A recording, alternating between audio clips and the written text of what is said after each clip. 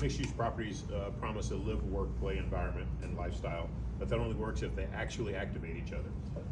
What makes that synergy real and what kills it? I have no idea. Next question.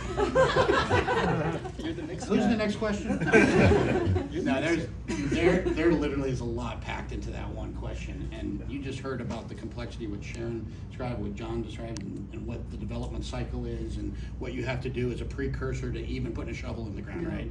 I mean, before you start moving dirt, people ask me all the time, Sean, when should we bring in the mix? Because all I work with these days are developers, and everything from what you're building, John, to what you're building. And like we just opened up Miami Freedom Park, which is the David Beckham new soccer stadium in Miami, Florida. And that's one of the most used. You said transformational, Sharon? Generational, transformational. Pick your adjective. When you start putting that in front of the projects that you're building and that we want to manage. One of the things that we did as part of the mix is, and what we do for all of our development clients is we want it to be relevant in that dirt phase too, to delivery, commissioning, and then through stabilization. So when we built the mix, and this, I'm going to get to the answer to the question in a minute because it deals with connection. The best mixed-use projects that are out there after they're delivered are connected. How do you create that connection? So it starts in the dirt phase.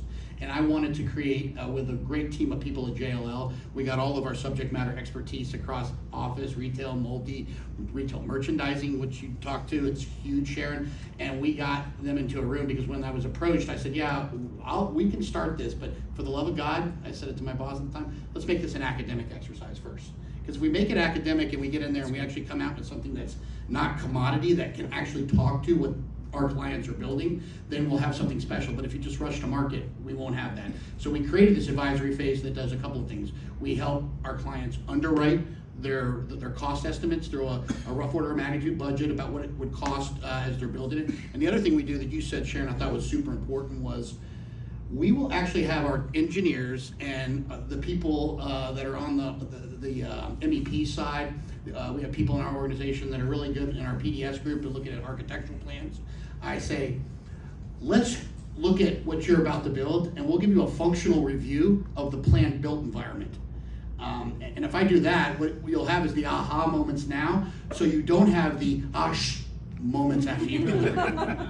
That's the most common thing I hear with people that didn't get advisory up front from the people on the PM side. They get advisory from they stack consultants together. And what we try to do with the mix is we try to create a team for Sharon and for John that we all get paychecks from JLL, but it's a vertically integrated team that will help deliver through the dirt, and then when you deliver it, that team is still vertically integrated, completely white label to the project. You won't find on the projects that we manage JLL anywhere. We're already branded. People know who JLL is typically in the real estate world. If you're in CRA and you don't know CBRE, Cushman, and JLL, I don't know which rock you've been hiding under.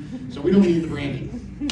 It's a big name like Vestar or and people who build great shopping centers. The Simons and the other groups out there. I don't mean to hit the S word with you here, but or GGP or whatever they're being called these days. But the connection that happens after it's delivered, really, we built the mix to be connected as a vertically integrated team because what makes that work, live, play actually work, you said, Darwin, I think, that's not a nascent concept. It's a pretty ubiquitous concept, work, live, play. We've been talking about mixed use for years.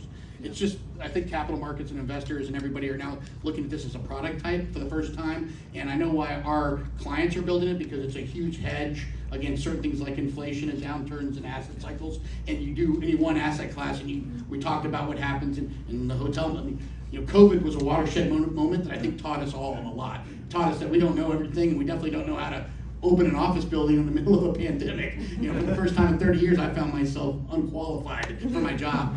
But what we did learn is it also shifted in the capital markets and where capital was flowing and how investors look at their single piece of dirt. They now want to build multi-asset classes. So we needed to be prepared to connect the project in a work, live, play environment. What was somewhat, though, esoteric, and we tried to demystify it with the mix, was what's the approach? How do you do that? How do you really connect? And I talked about the dirt phase, but after it's built, how do you really get these things to play off of each other?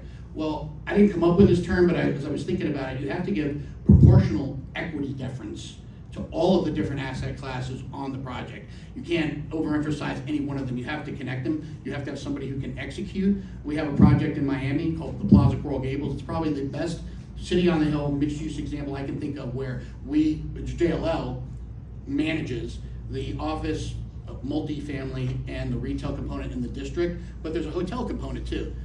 We can't ignore that hotel component, because if we do, it's at our own detriment. And the hotel guy knows he can't ignore what we're doing for the rest of the project. So we get paychecks from different places. He gets one from Lowe's. Our guy, who's the unicorn, we call him, like the mayor of the city, connect this together in a way where the residential is brought into the activation and placemaking that happens with the office, with the hotel, and with the rest of the district.